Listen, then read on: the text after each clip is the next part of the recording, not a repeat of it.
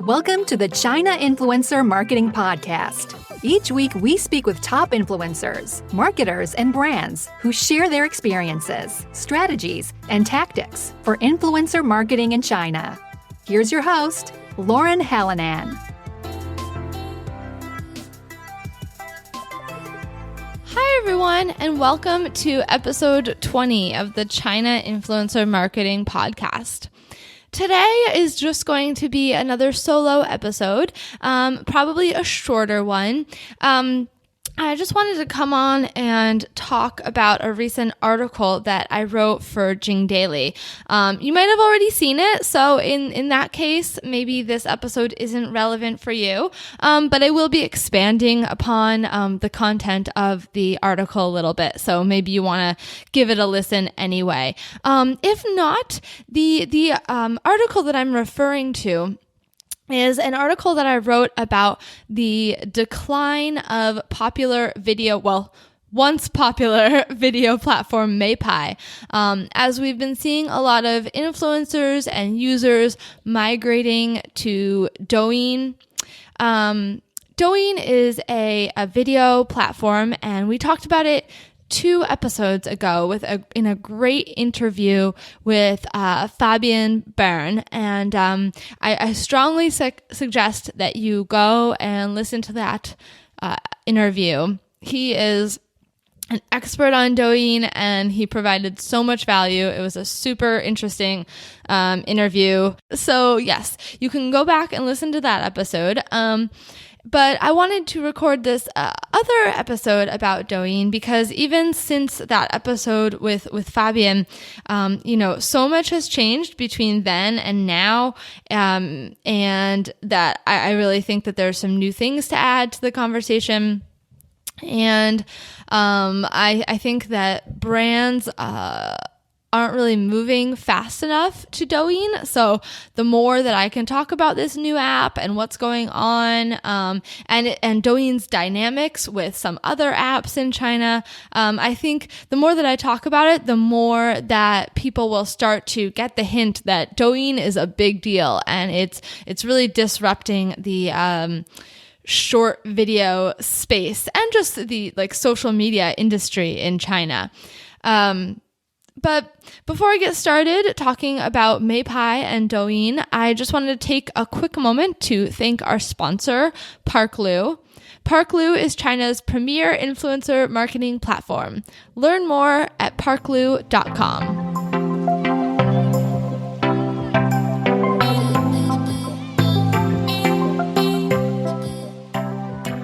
Okay, so let's get right into it. I don't want to take up any of the time in this podcast to talk about what is Meipai, what is Douyin. I will include some links in the show notes to some other articles and episodes that can give you the basics of these 2 apps and kind of what is going on. But what I want to talk about is, we talked about this in Fabian's episode and some other episodes, that Douyin is a new app and it's growing its market share as part of the, Chinese social media platform Chinese social media industry. And, so as Douyin has been growing, it's definitely been seen as a threat to a lot of other social media platforms in China. And a big reason for this is that we see a lot of users and influencers, content creators, whatever you want to call them, migrating over to the Douyin app. Because people see it as the new fun thing. And this is where all of, China's youth, the teenagers, the millennials, not even the millennials though, really the Gen Z, the young kids are on Douyin. And so everyone feels like this is the hot new thing, and everyone's rushing to this app to try and all the content creators and influencers are rushing there to try and grow an audience. But this has kind of happened, for a while. It was happening gradually, and then I think over the past couple of weeks, especially, I feel like everyone has just started to jump on there. And I don't know if maybe this is because, people were kind of watching the app for a while, just seeing what was going on. And now they feel like, okay, this Douyin thing is really here to stay. I need to start taking it seriously. I really need to start growing an audience. I don't know if that's part of it. But it seems like it is. People were just kind of waiting and seeing what was going to happen. But I think that what my article was about is that on March 22nd, something happened with Meipai, which is also a popular short video app. Something happened at Meipai that caused this migration to Douyin to increase, and it's kind of this great example of what's going on right now. So, as I said, I talk about it in the article, but on March 22nd, Meipai just shut down. They said it was a system upgrade. All that you could see when you went into the app was just this announcement, this notification saying that they were shut down. And you could go on and look at your homepage, but you couldn't, like at your personal homepage, but you couldn't really do anything on the app. You couldn't upload anything. And this went on for a long time. The app just came back online like a day or two ago. So it lasted for over a week, almost 10 days. And this, as I said, Meipai shut down, and Meipai is a large app. There's a ton of influencers and users, over 150 something million users, active users a month.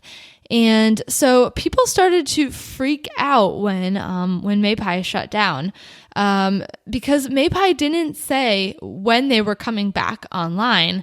It was only people that had, kind of an inside connection with staff at Meipai. Everyone was asking, and Meipai staff was kind of reassuring people like, oh, we'll be back up soon, don't worry about it. But, in general, people were really nervous. They had spent a lot of time on the Meipai app, and all of a sudden it was just shut down. And, as I said, they said it was a system upgrade, but that wasn't really very reassuring to people. And so a lot of people who had kind of been waiting and thinking about starting a Douyin account, they, as soon as Meipai shut down, they took this opportunity to go and open up a Douyin account. Maybe they didn't have enough time before to run both a Meipai and a Douyin account, but because Meipai was shut down, they didn't have anything else to do. So they started opening Douyin accounts. And so I'm in a lot of groups on WeChat, and I saw tons of influencers talking about going over to Douyin, and I think it was also really interesting to see how as soon as Meipai shut down, everyone started bad-mouthing the app. People that hadn't really said much about it before, everyone just started saying, there's less and less people on Meipai. Meipai just doesn't work very well. The customer service is bad. There's too many new rules. They're so controlling about ads. I haven't been getting as much engagement. All these people just started saying all these negative things about Meipai. And honestly, for about a week or so there, made me wonder, what's going to happen to Meipai when it comes back online? It seems like this shutdown is really hurting them. Was it really worth it for them to shut down? I was kind of wondering, what kind of change did they have to make that was so important that they needed to shut their app down during such a crucial and fragile time? So I think it was a pretty poor decision on Meipai's part. So anyway, to get back to why people are so eager to start growing an audience on Douyin, well, one is that a lot of the other platforms like Weibo, WeChat, and Meipai are mature, and it's become very difficult to grow audiences on these platforms. Even a lot of the live streaming platforms have matured, and it's gotten harder to grow audiences there as well. So, this happens anytime there's a new app. People always run to it because it's a fresh start. You can get tons of new followers, and it's kind of it evens out the playing field a little bit. And so people will rush there and try and get new followers. I've heard from some people who are on the app and really committed themselves to it that they are getting hundreds, if not thousands, of new followers on Douyin every single day right now. And in my article, I even mentioned that Antoine was on in the first episode of this podcast, and he's an F&B influencer, and he started using Douyin about 1 month ago, and he already has 200,000 fans on Douyin. So that's crazy. I mean, that's incredible. In 1 month, he's gotten that many, and he's going super strong. So he's just loving Douyin right now. So you can see why people would want to transition over there. So what is really interesting about all this is that Meipai's shutdown for their system upgrade is a lot of that has to do with the fact that Meipai was trying to change the platform, to update their platform to better compete with Douyin. So it's kind of ironic that they shut down to improve themselves to compete with Douyin, but actually by shutting themselves down, they lost a ton of users to Douyin. So, as I said, the Meipai has come back online now, and there aren't too many huge changes that I've found so far. They're probably doing a lot of like cleaning out the system and content and things like that. But the main change to Meipai is that now when you open Meipai, it looks exactly like you've opened Douyin. So if anybody has used Douyin, you'll know that when you open it up, it automatically starts showing you hot videos, and you can swipe up and swipe down, and it'll just show you a bunch of trending videos. And now Meipai looks exactly like that. Copycat. Just saying it straight up. It's a complete copycat. And this isn't completely new. Meipai's been trying to do this for the past couple of months. They've introduced a lot of new features that are very similar to Douyin. They've been pushing shorter 15-second videos. They've been adding in challenges similar to Douyin. They've just been doing a lot to retain users, but they're trying to retain users by making themselves more similar to Douyin and adding these Douyin-like features, which I think is kind of ironic because I think that if you're trying to retain users, you should retain them by emphasizing what is unique about your app and not going out and copying features from other apps, because I don't think that copying features of Douyin is necessarily going to make you be able to keep users from going to Douyin. But what's interesting is that Meipai is not the only app that's doing this. Weibo has added in Douyin-like features into their Weibo stories. and some other video platforms are adding in Douyin-like features as well. I can tell you that a couple of months ago, I got recruited by Tudou, which is one of the large video platforms in China, and they were trying to find people to make short vertical 15-second videos to compete with Douyin.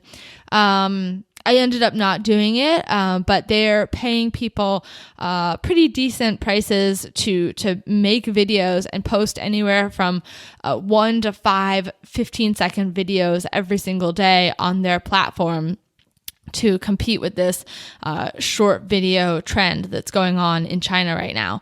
So lots and lots of social media platforms are trying to compete with Douyin. On top of that, there's been a lot of news lately about platforms that are blocking Douyin, blocking people from mentioning Douyin or from sharing videos from Douyin. So this happens a lot in Chinese social media. Platforms are very insular and they don't like you sharing links to other platforms. They're afraid that users are going to go to that platform instead. So Weibo, you can't share Douyin videos to Weibo anymore, which is something that you could do before.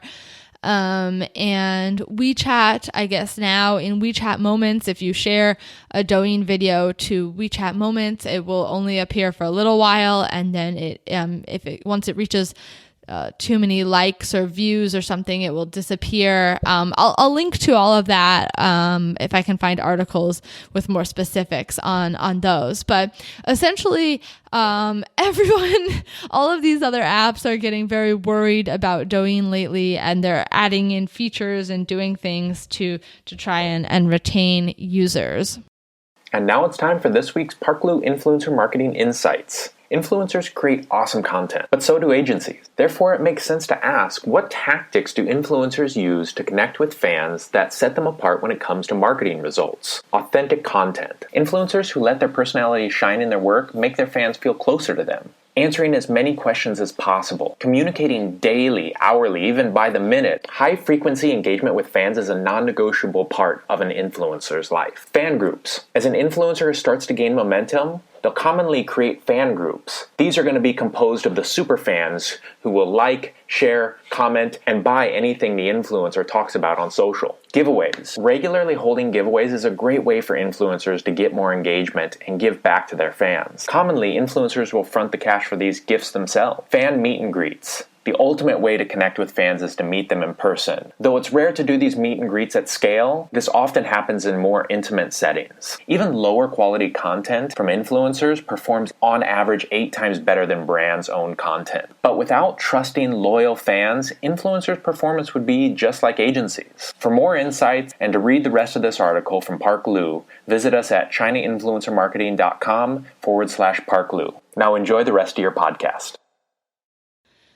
Now, what I think is really interesting on top of that is that as all of these other platforms are adding features to become more like Douyin, Douyin is expanding their content features to include more than just 15-second vertical videos.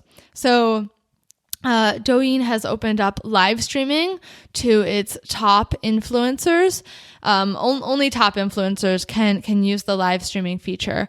But they've also opened up 1 minute long videos. And this, I don't know exactly how you qualify for it, but it is, as I think maybe it's like once you get to 100,000 followers or something, you automatically get granted the ability to do 1 minute long videos. Douyin is also unveiling e-commerce features. They're working with Taobao, and they're going to be able to link to Taobao.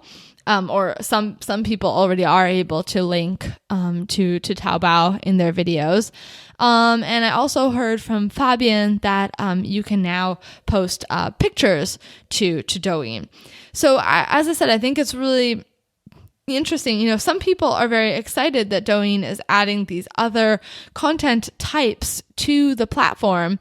But it makes me kind of wonder, like, aren't they diluting their unique selling proposition?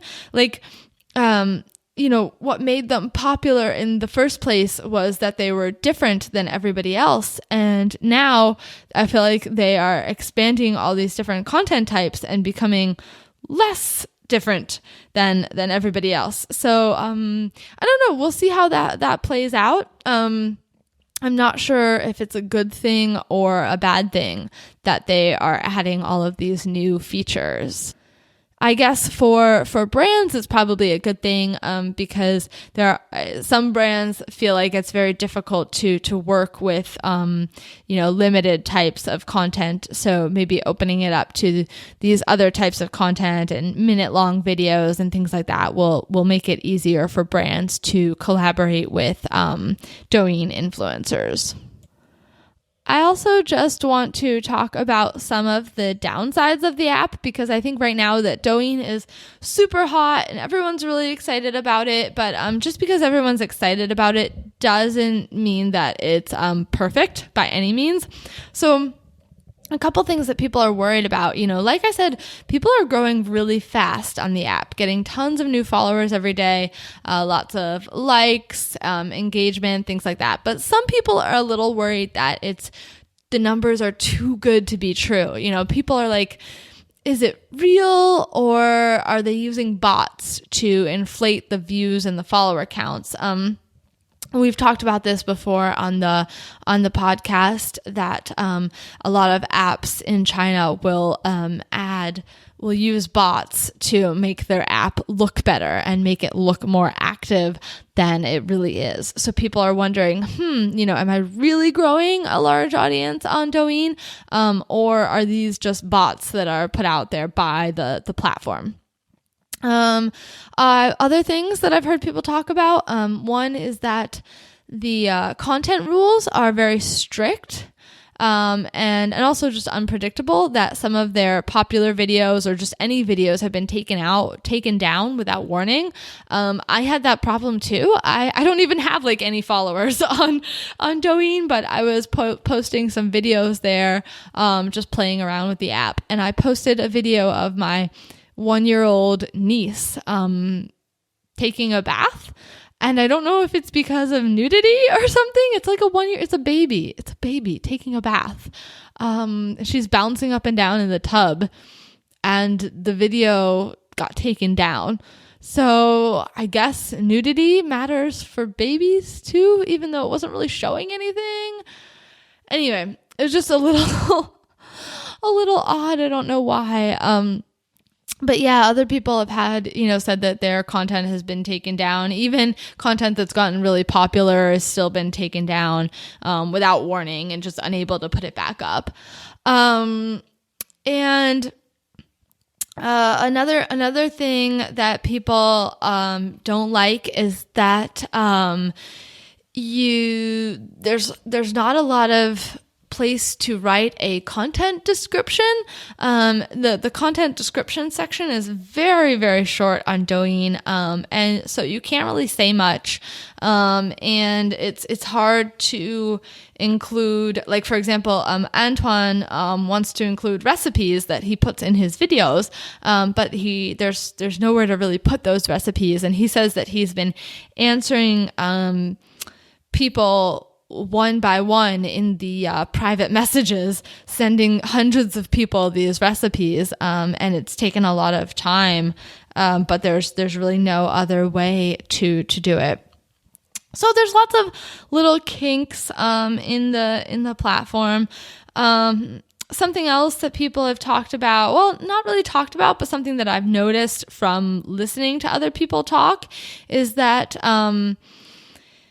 although many influencers are growing their accounts very quickly on Douyin, it does still seem that similar to China's other social media platforms, having an inside connection with someone at Douyin is still the best way to get your videos seen, to grow a following on the platform.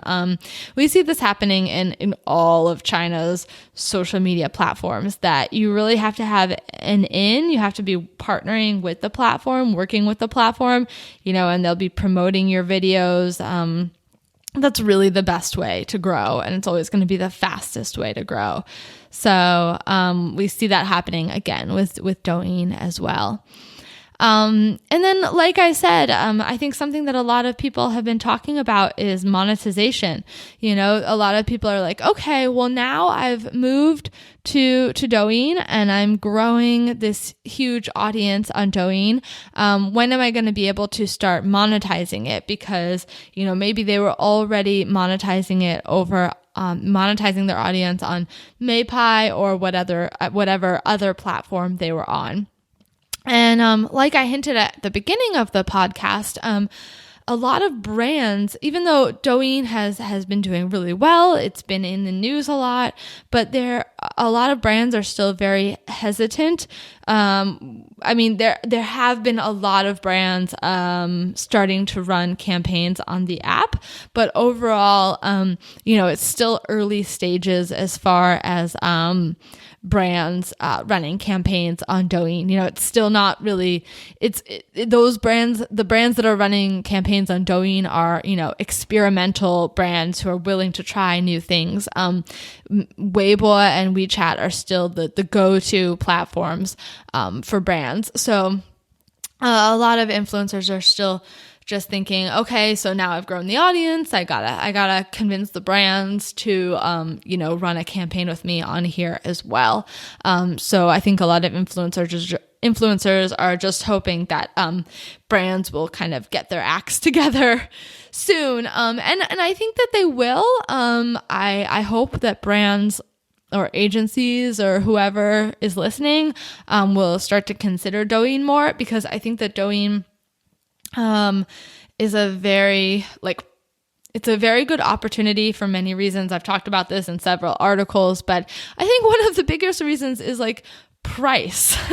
Weibo, all these other platforms are getting super expensive, and Douyin is also expensive, but I think you get a lot more bang for your buck probably on Douyin. So I think it's just worth checking out. And also I think that there's a lot less noise to break through on Douyin. It's easier to stand out on the platform. So that's really all I have today. I just really wanted to share this phenomenon that's going on, this migration to Douyin, and I just want people to be aware of what's going on. Things happen so fast in China. It's really hard to keep track of them. So hopefully that helped. And please let me know if you have any questions on this topic. I would love to do what I can to help. And I will include a bunch of links in the show notes so that you can read more in depth on some of these topics and issues as well. So thank you so much for tuning into the podcast. If you enjoyed it, I really hope that you could leave me a rating and review on iTunes. And if you know of somebody else who might enjoy this podcast, please share it with them. Thanks, and talk to you next week.